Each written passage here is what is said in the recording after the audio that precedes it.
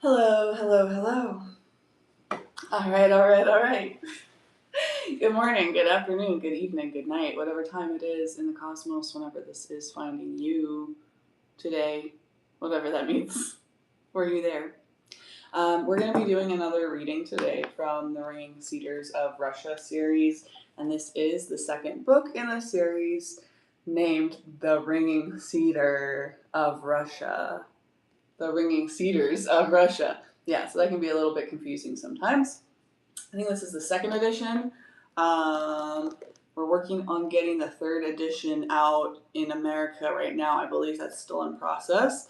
And you can find much older versions with like really cool, intricate artwork on the front. If you find any that aren't like $500, please let me know because I would like to acquire one of my own. But we're going to do this one today. And I'm not even going to pull any cards before we get started. I'm just going to get right into chapter 15. This one is called Herbalife Entrepreneurs. And it's quite short, so don't necessarily need to get all crazy and set up and cozy. But, you know, we will have a few cozy minutes here. It was only upon arriving at Moscow's Vnukovo airport that I realized my funds were rather low. I had only 5 million rubles, or about $1,000 left, and I did not even have a specific plan of action. It was hardly likely that either my employees or my family would be able to cope with my accumulated debts. They would have to sell the company's assets, meaning I could not look to home for assistance. Had I remained in Novosibirsk, of course, I could have worked things out, but that would have meant concentrating all my attention on the daily affairs of my business, something that was impossible after what had happened in the taiga and the promises I had made both to Anastasia and to myself. Indeed, by this time it was hard to determine whether my actions were being guided by my own awareness and desire or by Anastasia's influence. One thing was crystal clear: I was bankrupt. Having witnessed countless similar situations among my colleagues, I knew there was nobody I could turn to, either friends, relatives, or former employees. They would all avoid you like the plague. You can spend 10 years of your life being a hero, and then just one little mistake can put you in the doghouse and make you a non-person, despised by everyone you know. It's happened to a lot of prominent entrepreneurs. In a situation like this, you can only hope in yourself and your own ability to find a way out of a dead end predicament. After leaving my bag, containing a sweater, some shirts, and a few other trifles, at a hotel, I started tramping around the streets of Moscow. I tried figuring out what it all meant, everything Anastasia had said about Russia's entrepreneurs. The first thing that struck my eye in Moscow this time was the activity of the so-called Herbalifers.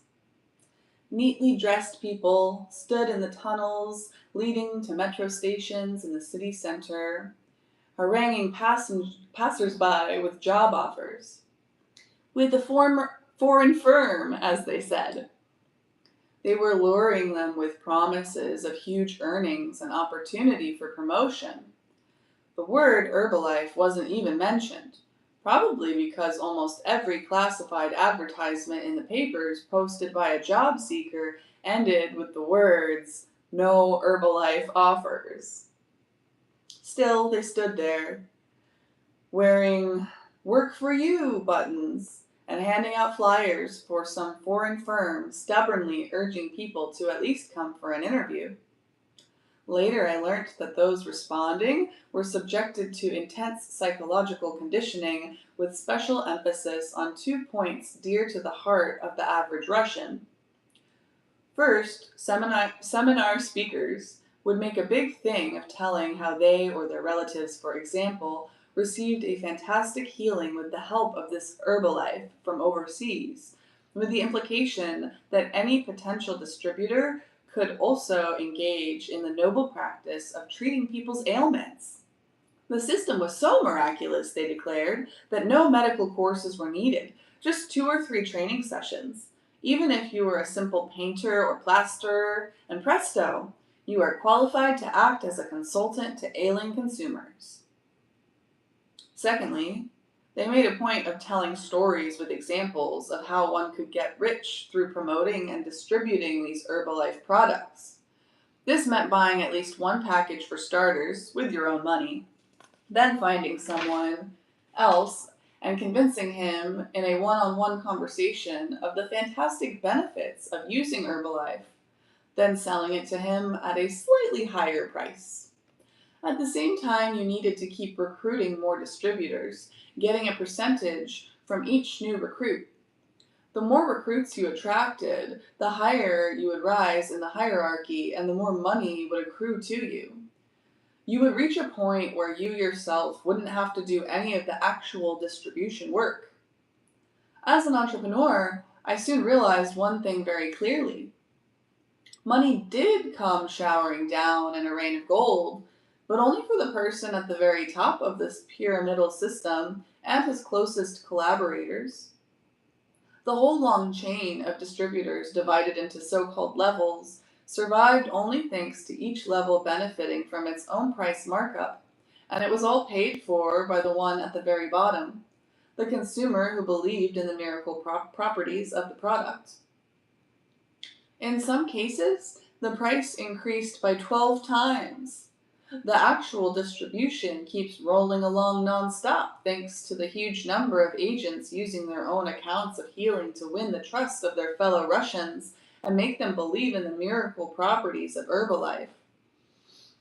A system like this is capable of selling even the ashes from one's stove. Any complainers are simply told they have somehow misunderstood the instructions on the label or not followed them closely enough. This system is especially effective in our country where people are accustomed to getting the most reliable information from trusted friends and acquaintances rather than through official channels. There is no point whatsoever in discussing the advantages or disadvantages of the Herbalife products themselves. That is a long story. I can say only one thing with absolute certainty. All the fervor of the distributors telling about their own healings disappears as soon as they realize they're not going to get any money from you. In that case, you'll start hearing a whole string of counterexamples, such as, "It's nothing but a load of crap." This distribution system was invented in the West. Managed from the West, it lures in all sorts of unemployed Russians. But these are not our entrepreneurs. And now I shall tell you of yet another gimmick invented by Western businessmen. Oh, I think that's so funny because I'm a huge proponent of direct sales. Herbalife is probably one of the most toxic and abusive and unhelpful and poorly structured direct sales businesses I have ever encountered in my life. And so I'm not surprised that it has made this kind of impression and impact all the way on the other side of the world, you know? And these books were written a little while ago, but I think Herbalife's still out there kicking. But the thing that I was really being called to in this is the parallel between the Herbalife structure and the West, the U.S. and like the U.S. government and like mm, the British American Empire. When you buy into it, you get benefits from the submission to the system, but that submission requires like attempting to draw other people into your belief system, into your commitment, into your certain brand of patriotism. And so it's not necessarily about the idea of government or the idea of direct sales or the idea of any particular kind of system. Most systems, there's some way that you can finagle it so that it is mutually beneficial and beneficial to everybody to a large degree. So this is very much touching on the topics of yesterday about how important it is to consciously and intentionally choose who you work with, who supports you, what your support system is, what you identify with, who you identify with, what your community is, what community you're building, and the awareness of any kind of like lack of respect or any kind of communication troubles that are irreconcilable, and to be, self-protective and mindful in that way, but also don't isolate yourself. Just be willing to isolate yourself long enough if you need to in order to have standards and to have needs and goals and standards. Yeah. Hello. Yeah. Yeah. So definitely just a continuation there. I feel like there was something else popping out at me, but it's not coming directly to mind. So, oh, that's right. So Vladimir was speaking a little bit on the concept of Herbalife invading Russia and taking all this attention and all these resources and all this energy away from the local population. And I believe that that's how things work in the economy and with the American and British Empire and all of these things. It's like the way that they are structured is specifically geared towards extracting resources and energy and currency of all kinds, including, cash, from other communities. It's like a neo grape and pillage, you know. It's like a good way to hide all of that so people don't come at you with violence for the violence that you're enacting on them. And I would say that there's a certain level of social violence involved in organizations such as Herbalife where people are not being authentic and they are just trying to get rich quick, as they say. And so I think that it's really important, no matter where you live, that you come back to what is local and you learn how to circulate resources within your own being, right? To be self-sufficient within your own being, to develop that internal circulation and that self-sufficiency and that closed loop system within your family, within your business, within your local community, etc., etc., etc. But when you're stacking those layers on top of each other, you have to start with yourself. So if you have some kind of, issue with the larger system that you are under, maybe like a religious institution or a national institution, like a country, a government, a state. If you feel like something is off there, I don't think that it's very useful in my observation and experience for people to go at that and attack it, I think that what is much more effective is focusing in first on developing that self-sufficiency internally and stacking each of those intentional layers one at a time. I think that there was a huge theme of this sort of idea in the most recent Sagittarius zodiac tarot reading that I did. It was almost 2 hours long, but you can skip around in it if you'd like, or if you feel called, watch the whole thing. And I think that there will definitely be something in there for you. It's called Alchemizing Nakshatra, I believe. But you can also find it in the playlists. section with all of the zodiac playlists. And yeah, it's just the most recent one there. So that is where we're going to leave it today. That was a very short chapter, as I said. Next time we're going to read Free Holidays in Hawaii and the beginning of Perestroika. And I think that I'm just going to keep pounding through this book because it's a little slow and a little dense, and there's a lot of fun, exciting, inspiring stuff up ahead.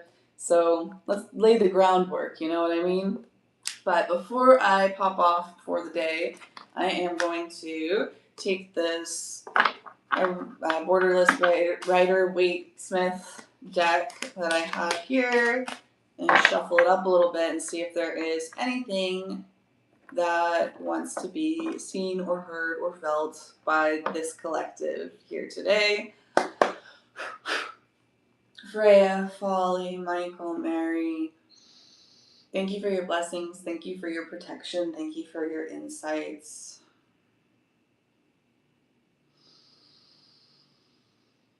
Holy Child, Holy Spirit, Holy Father, Holy Mother, thank you for your blessings. Thank you for your protection. Thank you for your insights. Aaron Kirks,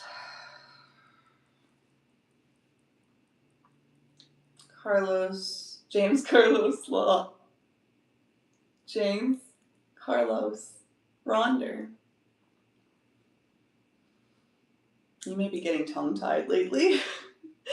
Might be a confirmation for some of y'all. Jerry Kirks, Clara Sands Pujol. Thank you for your blessings. Thank you for your insight. Thank you for your protection. Spirit, please allow me to channel a message for the collective gathered here today in alignment with their greatest and highest good, with their evolution, with their, that's exactly 3 cards. I might get a clarifier for this one. That's interesting. They all have this like blue background and this prominent yellow and gold in the front. There's a lot of water and a lot of fire here. There's a lot of hope. There's a lot of looking out into the future. It does seem to be a little bit of a recent past, present, and near future read here. So in the recent past, we had the Queen of Wands.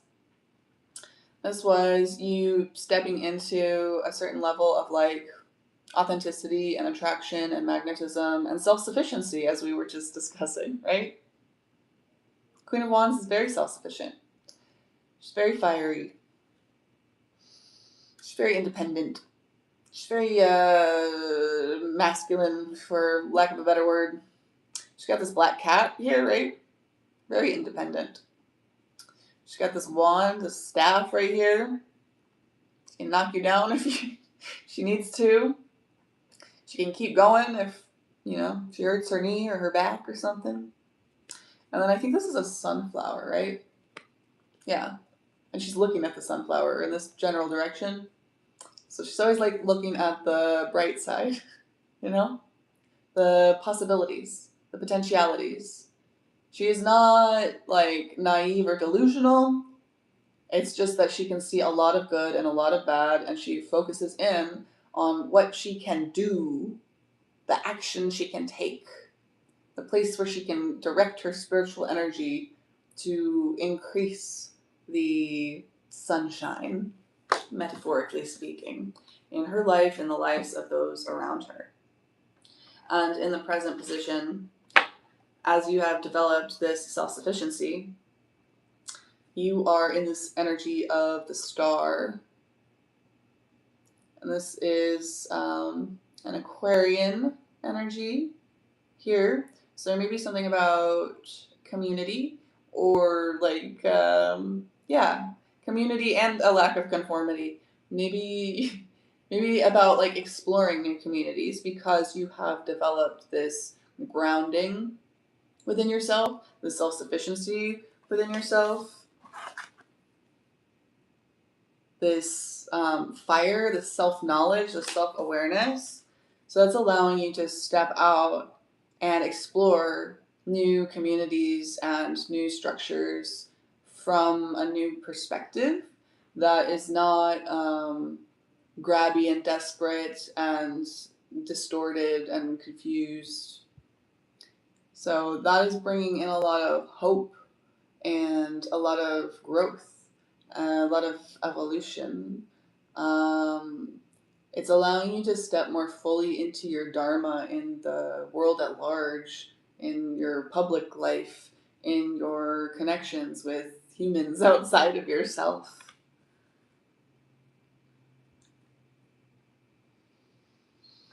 And in the future, we have the Seven of Cups. So there is a caution here, there's a warning, as we've been talking about, if you get involved with the wrong people, like the Herbalife consultants, then you're gonna end up having to fix and make up for all of the side effects of that mistake.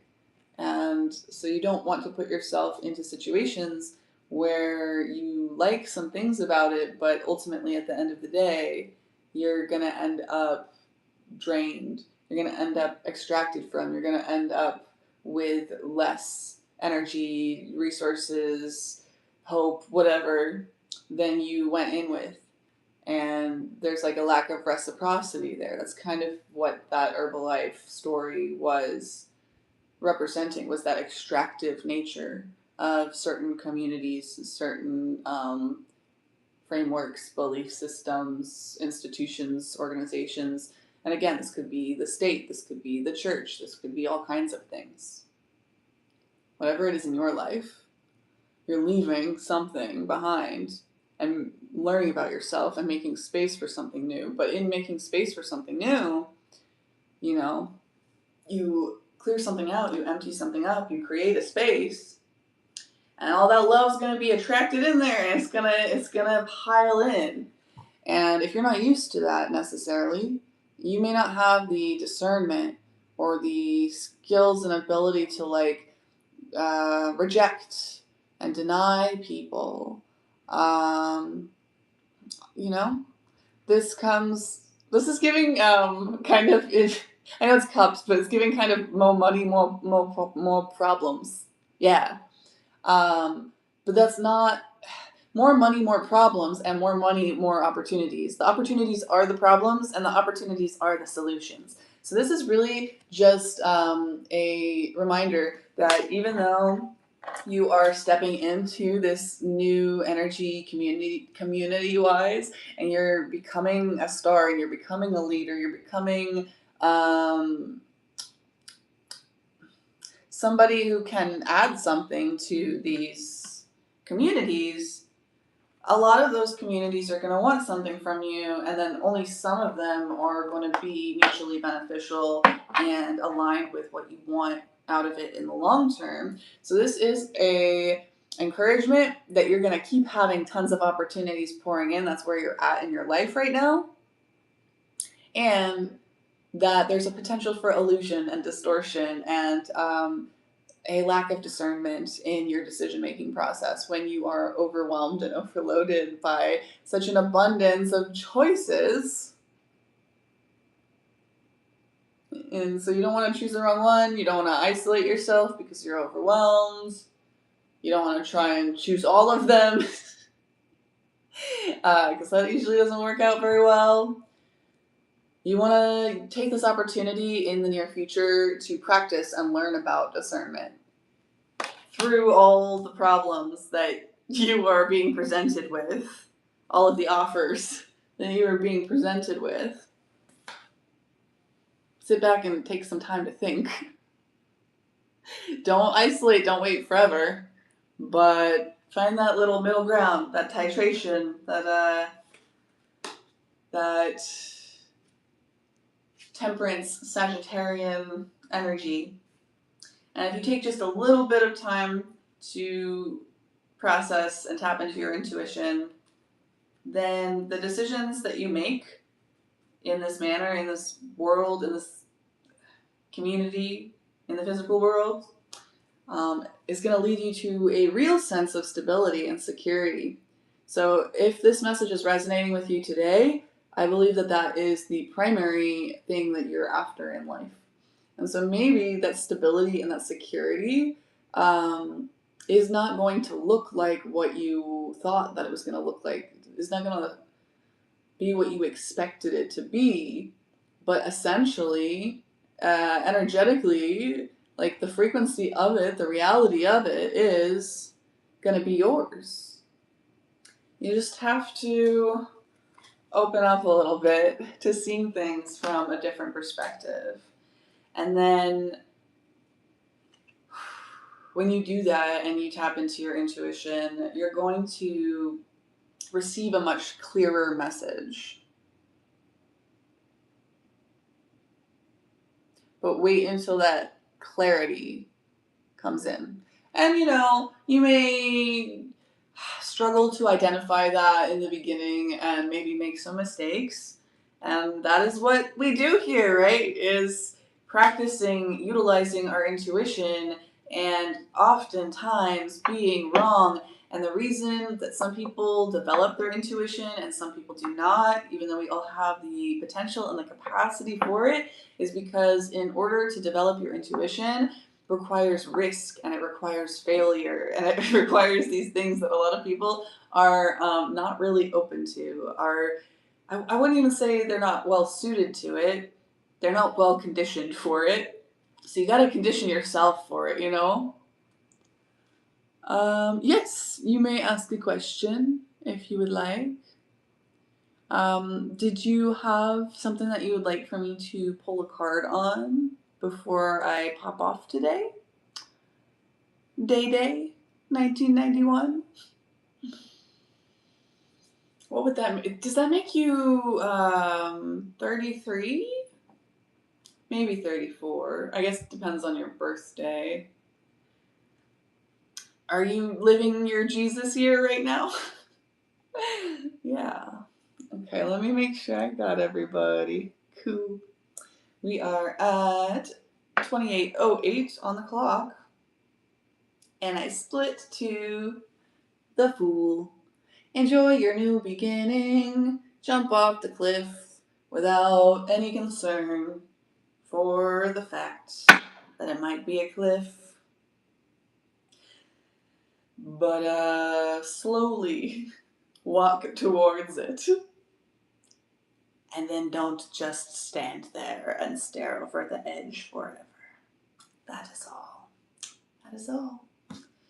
Alright, I'm going to clear the energy a little bit before I leave y'all for the day with this saying bowl. So feel free, if you have any sound sensitivities, to cover your ears, to take out your earbuds, to turn down your volume, etc.